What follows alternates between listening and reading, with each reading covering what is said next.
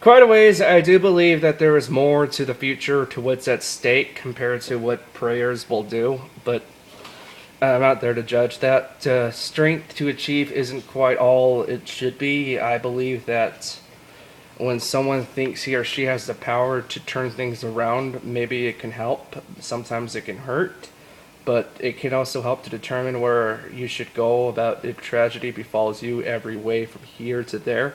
But when I ask myself, am I really meant to disappear? Is that what life is telling me? To make choices that's best for everybody, even to those you'll never get a chance to meet face to face with again, no matter how much you wanted to make things happy again. But the thing is, though, people, there are more people out there that will actually come to know you and care about you compared to the other people who will actually think and know who you are, want to know who you are, and maybe even tell you straight up. Because, granted, those people who took control of your lives, chances are they're probably narcissists. They probably don't care about you because you feel them to think so. If you know what a narcissist is in this life, please look it up. Also, I do want to address that if you are also around college campuses too, maybe you do see mentals, you do see psychopaths.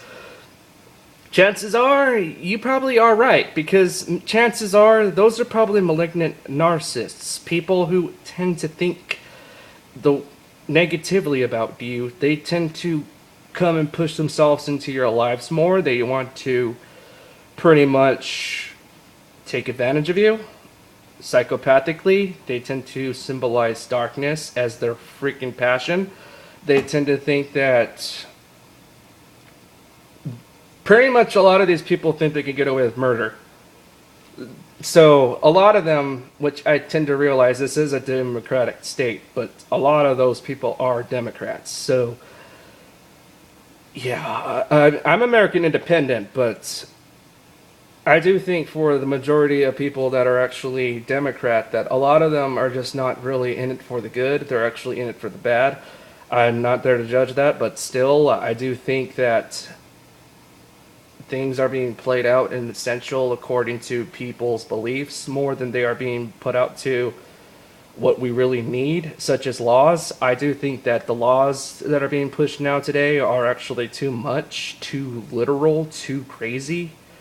Whereas people online tend to think that we're being pushed more into a police state compared to getting things done, what our president likes to say on the news or on television, that we can become something, become someone, and get things done together. But the fact is, you have all these laws pushing against you, whereas you can't do anything at all.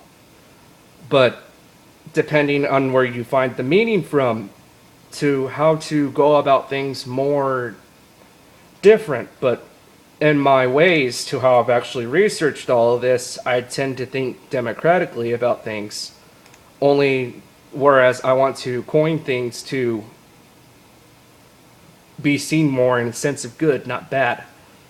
But the more I'm starting to look upon realization on things, such as the summary about myself, I tend to think that when I flip the see, what I did is that I flipped the Antichrist. I started researching it, trying to find if there's really a symbol more in depth in there.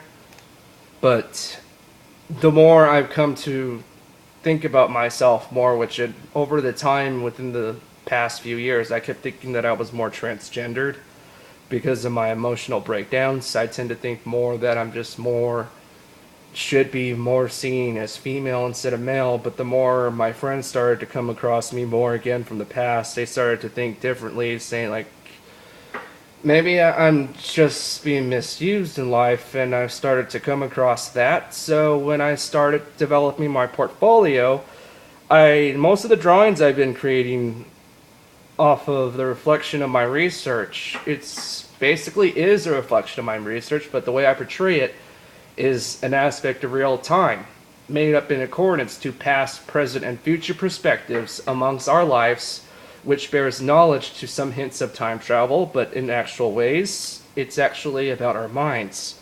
how we think, how we flow through this world to thinking who we are, what we stand for, why we want to exist, why the concepts are theoretically out there, a means to help people, which ultimately the Antichrist's arrival is said to bring about war. But I really think that those documentaries might actually be wrong. Because what's influenced in the Bible, see, when you read a passage about Antichrist, it does say that God has an opponent. And over time, you start to think that God doesn't, because he's God. He's a good person based on what you've seen in the Old Testament.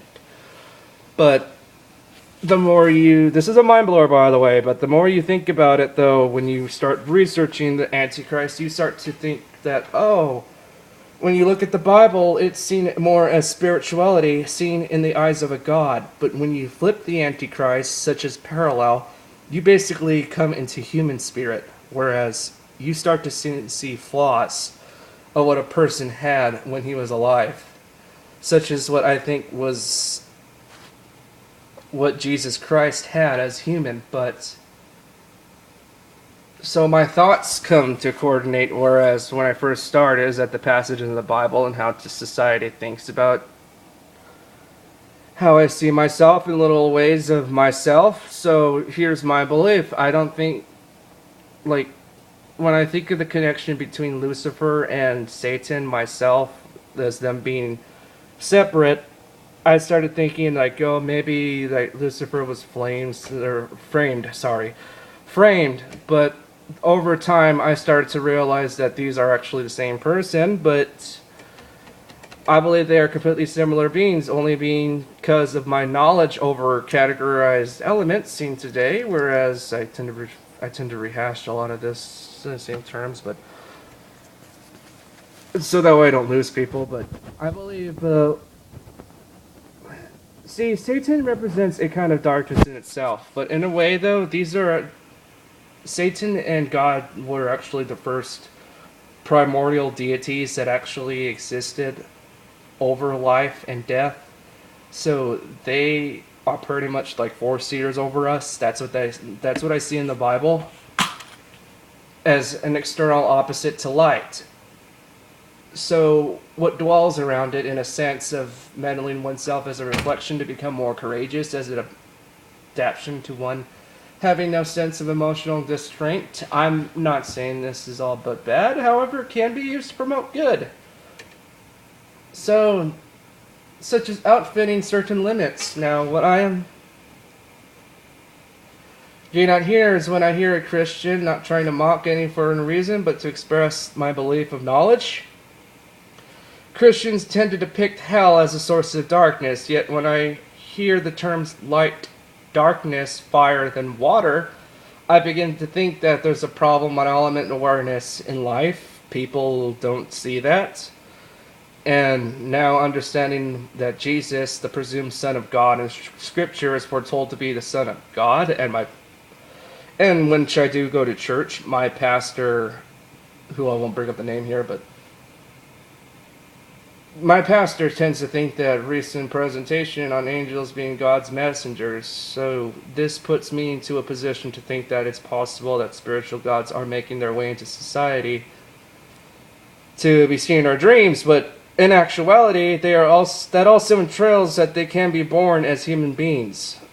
Now, what we are today, seen as human beings, we could still be depicted as angels, fallen angels, despite my conclusive theory on the fact that Satan, being mentioned in the Bible, that times by men and women in our society more that it's been recognized in the Bible.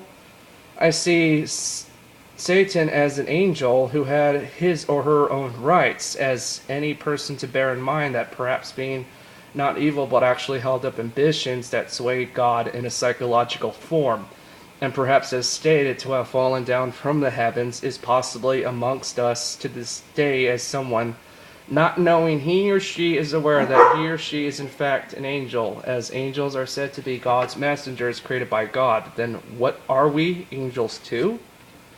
Now, for the passages described in the Bible, then such as where I would say Matthew chapter 4, passage 10. I'm pretty certain that Satan, maybe Satan and Lucifer are two different beings, who knows, but many have upheld striking points of possible intentions expressed, maybe, but not of the same, such as how other religions have their own depictions to how they see evil, how they see good, how they see their own gods, how they see their own darkness or whatnot. But part of me what still believes is that most of the attention still exists with us today. I'm not saying to where we should go about this, but whether these spiritual gods strangely represent different forms of personality traits to me. For what I know, I see darkness. So, however, the similarities, I can believe to think it possibly because hatred does in fact exist in this world, people. So when you think about hell, it actually is a reflection on self-hatred. Whereas people who do tend to hate themselves, that's where they'll go. But even Jesus, who had been crucified, expressed that he would have one day rise from the grave and threaten the living as he did. Hint in John chapter 11, passage 33 to 36. So my theory thinks that perhaps the possibility of another existing world would be out there when I started to research this part. And there such things are parallel worlds. Is this the world of light as much as it is of darkness? Or is this the world persuaded upon people to be that of a world in which we call twilight?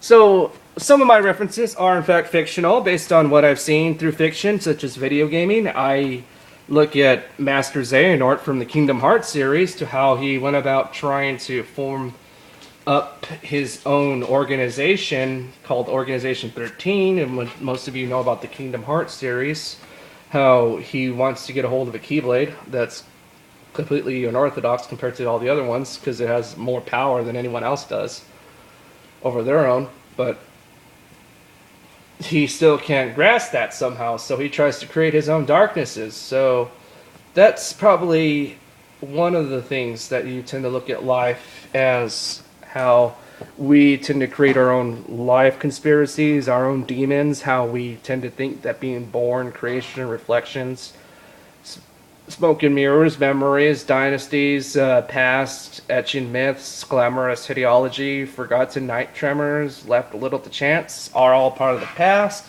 Whereas part of the present is all about unlimited perseverance, choices, doing, designing, running, hitting up people, dating, looking, tipping, cooking, drawing, thinking, addressing, supporting, creativity, benefiting, predicting, praying, honing your own skills. And what remains to be seen is pretty much the future: isolating, solving, proving, understanding, dignifying, refinement, sustainment, overlooking, and death, such as fear. Whereas I come to think that fear is this darkness that I'm describing. So when I tend to think that, because when I start to look about how identity shifts as a turning point to health behavior change, but in the mental health facility guides, they tend to remove a lot of this stuff to whereas they think that it's not mental, it's not psychopathic, and what you tend to research is actually more distinct. But there are people who just don't care, and they just want to get a rise off of you for money, such as emotional vampires. They exist in this world today. They can be seen out in the night, such as people who tend to call themselves more as a night person. Whereas we have distinctions to what vampires are, such as an emotional vampire, which leads often to narcissism, people who are extremely infatuated with themselves and tend to think clearly that they are actually more dark, more prone to this kind of darkness, and what they get themselves into you with is that it's not for your concern, it's for their own concern, because they really don't want to be around you, they really want to be alone, and defining one is pretty much an unstable reason to decrease your productivity. Now, when I think of myself to how I create my own portfolio, how I want to help people, See, as a web designer, as an artist, I tend to research myself as seen as a time vampire, but I'm actually not a time vampire because I do want to help people, as I say all the time. But now, does a time vampire decrease productivity? That's the thing that you want to question yourself when you think of the Bible with Christians, Christ, and Antichrists seen as good and bad people. People can be vampires, as I say. Even employees who stop by your desk and chat up a storm while you're trying to concentrate, family members who demand more attention, make their problems warrant, and clients who lose sight of larger priorities and assign unnecessary tasks that prevent you from doing important work. And oftentimes, these are all sucking your hypertension, Actually, it does create hypertension, but it makes you feel like you're just emotionally drained, whereas people in the world it makes you want to, like, covert to your trust issues, because these are the people who are actually pushing you to do that. They are not pushing you to be of someone important to them, which is why they stuck out of your lives to begin with. Discipline is the key to time management. I believe so, because when you create a list of specific tasks and rigidly adhere to it throughout the day, only allow time vampires to creep back into your life after you complete everything on your list, but in most cases, a lot of activities can be time wasting.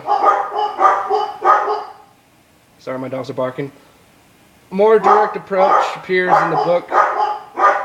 No BS, but time management for entrepreneurs. If someone asks for assistance for a trivial issue, explain that today you will focus only on top priorities. Any issues that can be waited for until now. You might offend the time vampire, but that itself might be a worthwhile solution to an ongoing problem. So, what I think of my efforts to, whereas how I see myself today, I think of Naoto Shirogane from Persona 4 as seen as a detective to what she wants to do with herself, but over time she's completely unstable to where her thoughts provoking her to think maybe she should just go about changing her gender, whereas she thinks that she's more uncomfortable with her life to how people see her as, but until she faces her shadow and gains her persona, she notices that people can accept her the way she is because there are people around her that do care, compared to those that just weren't there because she has problems making friends. That is some way to how I see myself as. I do have problems making friends, but over time I start to realize who is friend, who is not. So my mission, I tend to think of it as more like a mission.